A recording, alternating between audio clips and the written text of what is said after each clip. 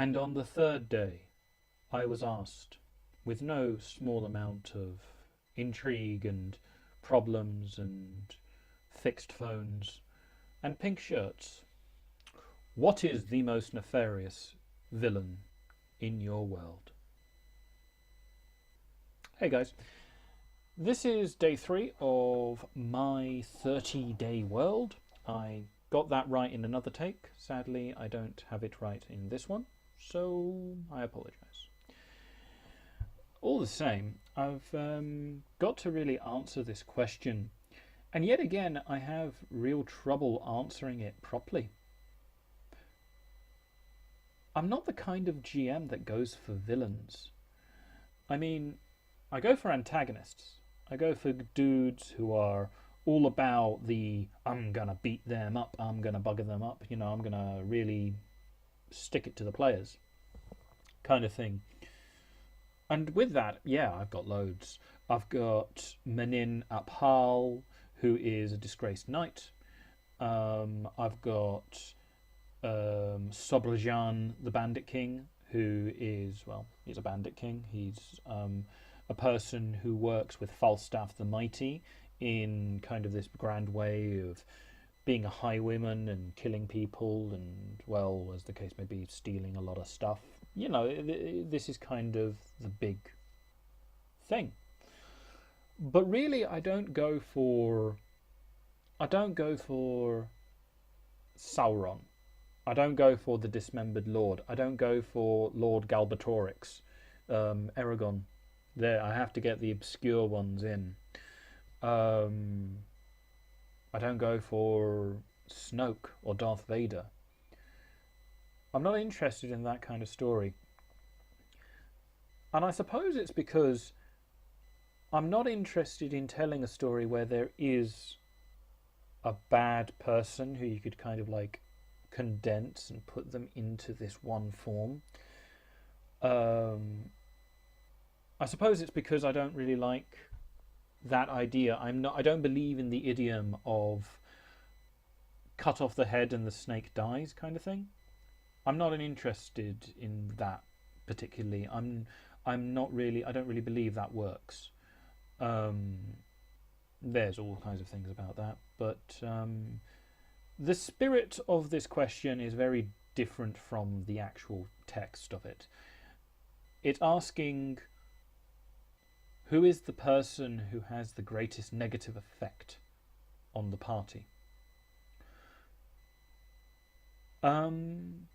In my world, that person is the world itself. My world is very based around subjective body horror. It's about the kind of insanity that only occurs when you're alone. It's about surviving in a horrendous situation, trying to make the best of it, gathering together and keeping, to coin a phrase from Dark Souls, keeping the flame lit. Now, I don't particularly like that idea, that kind of like that kind of thing of the world being unknowable, because it's a balancing act. If you have a world that's like, I guess, Dune or Fallout, and it's full of nobodies, nobody who they can really interact with, nobody who they can work against, these kind of things, the players will just become bored because it's basically a fight against an unseeable creature, and the goal is survival. It's not victory. As a result, I always kind of put things down to the smallest kind of people. I've got Menin Aphal. He is a disgraced knight. In this form of the world, because every time I make a player, every time I make a party, I put forward, this kind of idea of, well, basically there are these players, but these players can change the world in a very, very drastic and different way. Sometimes I keep them, sometimes I throw it away, I do a back and forth, and that kind of thing. Manin-Apal is somebody who actually has existed for a very long time, although he didn't have a name until this run round. Manin is very strong. He was a lot stronger, statistically speaking, than the other characters, and it was only actually down to real luck on one of the player's points that he was able to win on a one-on-one duel. And I suppose that's because I really like the system that we're using. We don't really use D&D, although we do use a lot of things from D&D that I feel kind of works. We use a game called Fantasy Age, and it's really something that I like. That's one kind of antagonist. But I also think that another villain type creature would be actually the world of not the actual world. Go figure, I actually already said that the world was an antagonist. I was talking about the culture. Sexism exists in my world, and most of my players are women, and as a result they have to work against certain things. Now, have I actually given an adequate depiction of like how sexism would show through these various things? No. I am more interested in setting something that is comfortable and enjoyable for the players to take part in, and to really expect them to be able to deal with things that we deal with in the everyday world. I feel that it's a line that it's not of interest to me, to put it very simply. On another point, there's like shall we say, the class divide, which I actually do think is much more equitable to our worlds, because actually it's something that I deal with every day. I deal with classism, I deal with racism, this kind of thing.